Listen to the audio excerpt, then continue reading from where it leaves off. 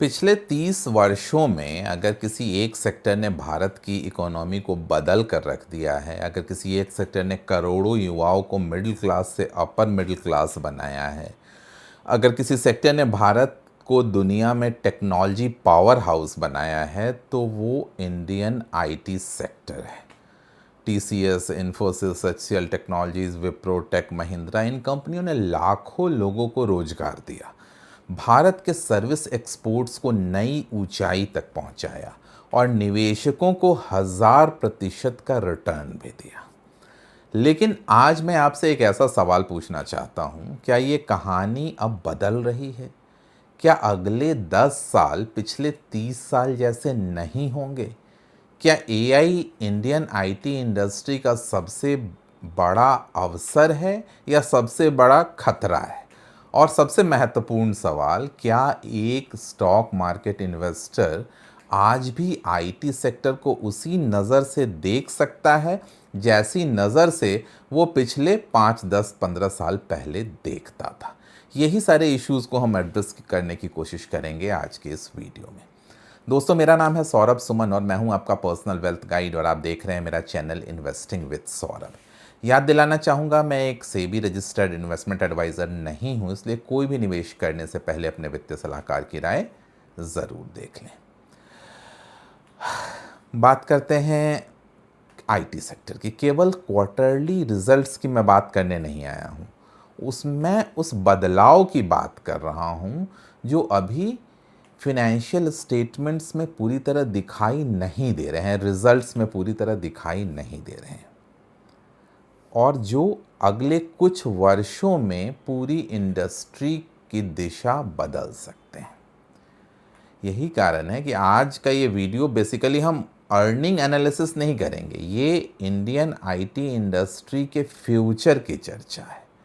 अगर आपके पोर्टफोलियो में भी TCS, Infosys, HCL, LTI, Mindtree, Persistent, KPIT, Coforge या कोई भी आईटी स्टॉक है, तो मेरा मानना है कि आपको ये वीडियो एक आई ओपनिंग वीडियो हो सकता है। इसलिए मैं बहुत डिटेल में डिस्कस करने की कोशिश करूंगा, एक एक चीज़ को अलग अलग एनालाइज करने की कोशिश करूंगा। पुराना आईटी मॉडल कैसे काम करता था आप सब जानते हैं। सबसे पहले एक बहुत साधारण सी बात समझते हैं।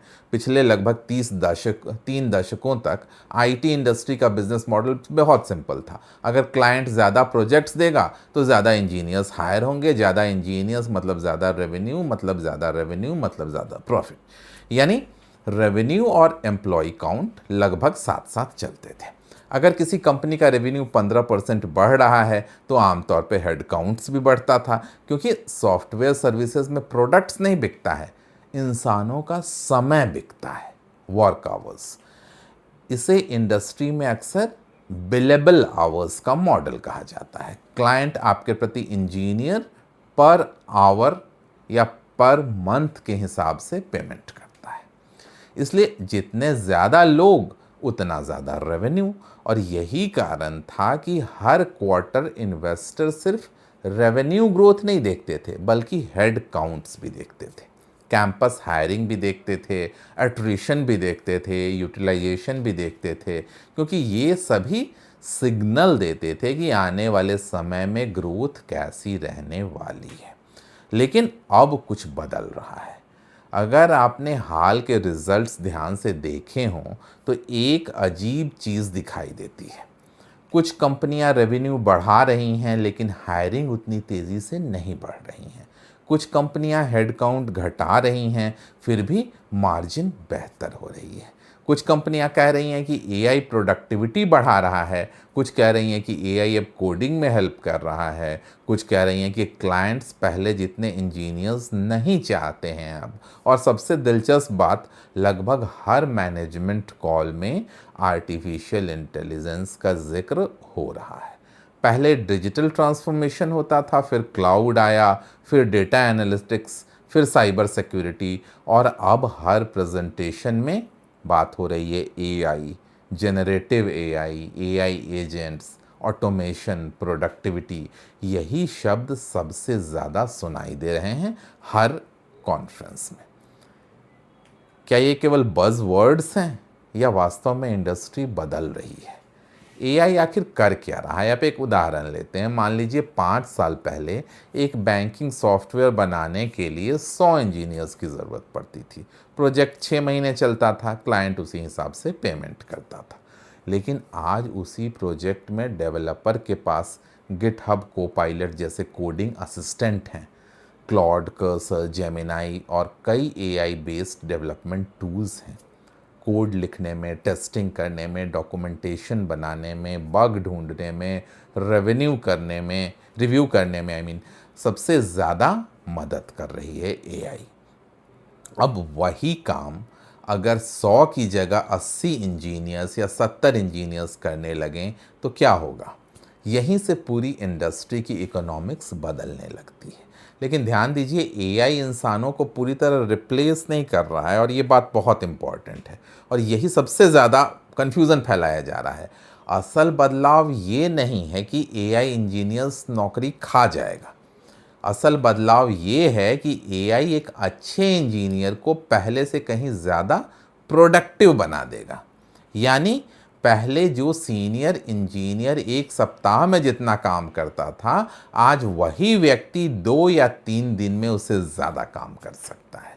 इसका मतलब क्लाइंट को प्रोजेक्ट्स जल्दी मिलेगा, डिलीवर जल्दी होगा, कंपनी को मार्जिन्स बेहतर मिलेगा, लेकिन इंजीनियर्स की संख्या शायद उतनी तेज़ी से ना बढ़े।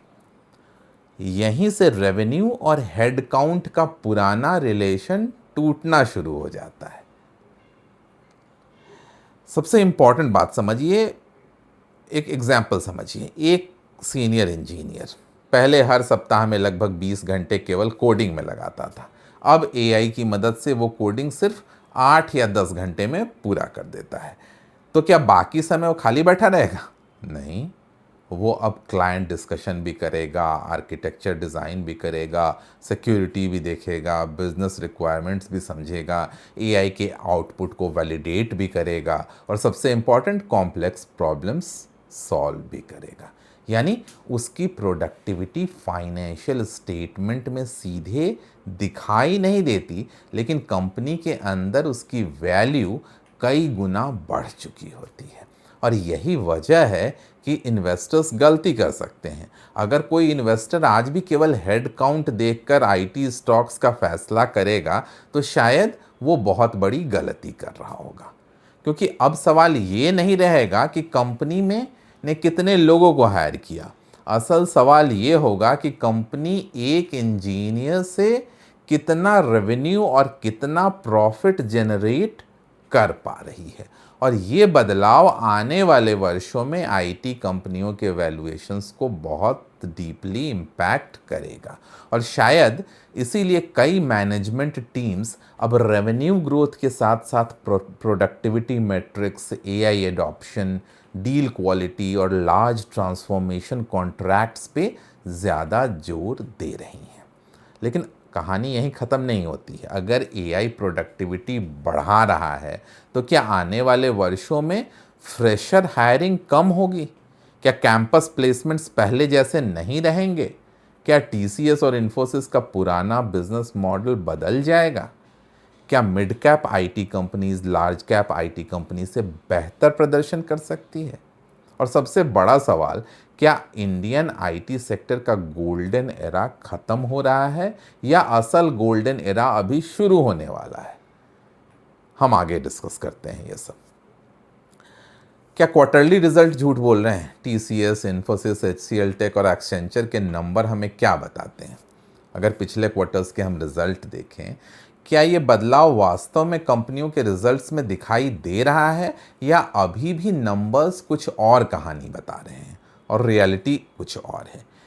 यहीं से स्टॉक मार्केट इन्वेस्टर का असली काम शुरू होता है, क्योंकि स्टॉक मार्केट कभी प्रेजेंट को प्राइस इन नहीं करता, वो फ्यूचर को प्राइस इन करता है। अगर फ्यूचर बदल रहा है तो इन्वेस्टर को भी अपनी सोच बदलनी होगी। सबसे पहले बात करते हैं एचसीएल टेक्नोलॉजीज़ की। हाल ही में एचसीएल टेक्नोलॉजीज़ ने अपने रिजल्ट डिक्लेयर किए। रेवेन्यू बढ़ा, डील विन मजबूत रही, एआई सर्विसेज की डिमांड भी अच्छी रही, लेकिन हेड काउंट्स में कमी देखने को मिली। अब ज़रा सोचिए, अगर रेवेन्यू बढ़ रहा है तो एम्प्लॉय क्यों घट रहे हैं? क्या कंपनी कॉस्ट कटिंग कर रही है, क्या प्रोजेक्ट्स कम हो गए हैं, या फिर कंपनी अब वही काम कम लोगों से करा पा रही है। और यही सबसे बड़ा बदलाव है। एआई ने प्रोडक्टिविटी बढ़ाई है, और प्रोडक्टिविटी बढ़ने का मतलब हमेशा रेवेन्यू एक्सप्लोजन नहीं होता। कई बार उसका मतलब होता है मार्जिन एक्सपेंशन, यानी कम लागत में उतना ही या उससे ज़्यादा काम। एक इन्वेस्टर के लिए ये बहुत इंपॉर्टेंट सिग्नल है। वहीं अब आते हैं टीसीएस पर। टीसीएस का बिजनेस मॉडल हमेशा से स्केल पर आधारित रहा है। दुनिया की सबसे बड़ी आईटी सर्विसेज कंपनी में से एक है टीसीएस। लाखों एम्प्लॉयज़, हज़ारों क्लाइंट्स, सैकड़ों बिजनेस डॉलर प्रोजेक्ट्स। लेकिन इस बार मैनेजमेंट ने एक बात बार बार कही। उन्होंने कहा कि एआई अब केवल एक्सपेरिमेंट नहीं है, अब क्लाइंट प्रोडक्शन स्केल पर एआई डिप्लॉय करना चाहते हैं। यानी बहुत इंपॉर्टेंट चेंज है। पहले क्लाइंट्स पूछते थे एआई क्या कर सकता है, अब क्लाइंट पूछ रहे हैं एआई को बिजनेस में कैसे इम्प्लीमेंट करना है। यानी कंसल्टिंग की डिमांड बढ़ रही है, ट्रांसफॉर्मेशन प्रोजेक्ट्स बढ़ रहे हैं, लेकिन उन प्रोजेक्ट्स में इंजीनियर्स की संख्या ज़रूरी नहीं है कि पहले जितनी ही हो। इन्फोसिस क्या कह रही है? इन्फोसिस पिछले लगभग 2 वर्षों से एफिशिएंसी पे लगातार काम कर रही है। मैनेजमेंट बार बार कह रही है कि automation, AI, large deals, digital transformation, इन सभी पे फोकस बढ़ रहा है। लेकिन एक बात इन्वेस्टर्स अक्सर मिस कर देते हैं। इन्फोसिस रेवेन्यू ग्रोथ की बात ज़रूर करती है, लेकिन उतनी गंभीरता से यूटिलाइजेशन रेट की भी बात करती है। क्यों? क्योंकि अगर एक इंजीनियर पहले 65% बिलेबल था और अब एआई की मदद से 78% बिलेबल हो गया, तो बिना हायरिंग बढ़ाए भी रेवेन्यू बढ़ सकता है। यानी हेड काउंट्स नहीं, प्रोडक्टिविटी इंपॉर्टेंट होती जा रही है। एक्सेंचर हमें भविष्य क्यों दिखा रही है? अगर किसी कंपनी को इंडियन आईटी इंडस्ट्री का फ्यूचर कहा जाए तो शायद वो एक्सेंचर होगा। क्यों? क्योंकि भारत की लगभग सभी बड़ी आईटी कंपनियां कुछ वर्षों बाद वही करने की कोशिश करती हैं जो एक्सेंचर पहले कर चुकी होती है। एक्सेंचर ने पिछले कई क्वार्टर्स में जेनरेटिव एआई बुकिंग्स के बिलियन डॉलर नंबर्स बताए। हजारों एआई प्रोजेक्ट्स दुनिया भर में, AI consulting, AI transformation, AI integration. लेकिन ध्यान देने वाली बात यह है कि रेवेन्यू उतनी तेज़ी से नहीं बढ़ा जितनी तेज़ी से एआई की चर्चा बढ़ी। क्यों? क्योंकि एआई का पहला स्टेप कंसल्टिंग है, दूसरा स्टेप इम्प्लीमेंटेशन है, तीसरा स्टेप प्रोडक्टिविटी गेन है, और चौथा स्टेप बिजनेस मॉडल ट्रांसफॉर्मेशन है।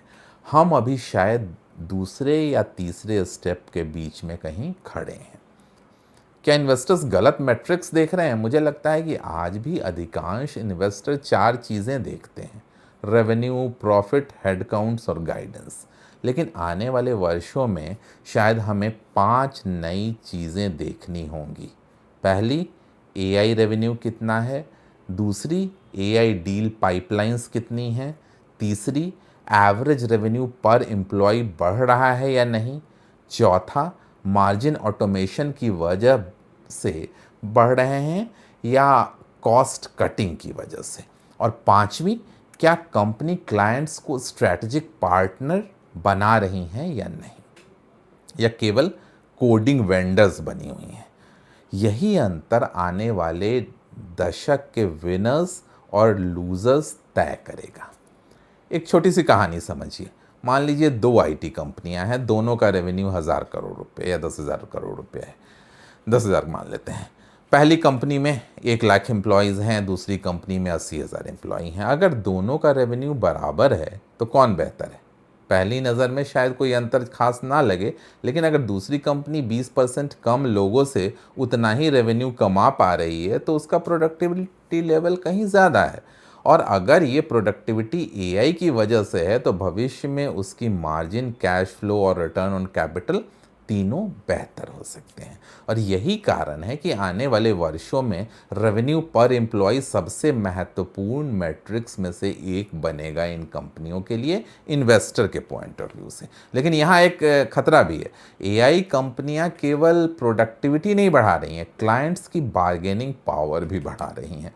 पहले क्लाइंट कहता था कि मुझे 500 डेवलपर चाहिए, अब क्लाइंट कह सकता है कि अगर एआई से काम जल्दी हो सकता है तो मुझे 300 डेवलपर ही चाहिए, बाकी पैसे मैं क्यों दूं।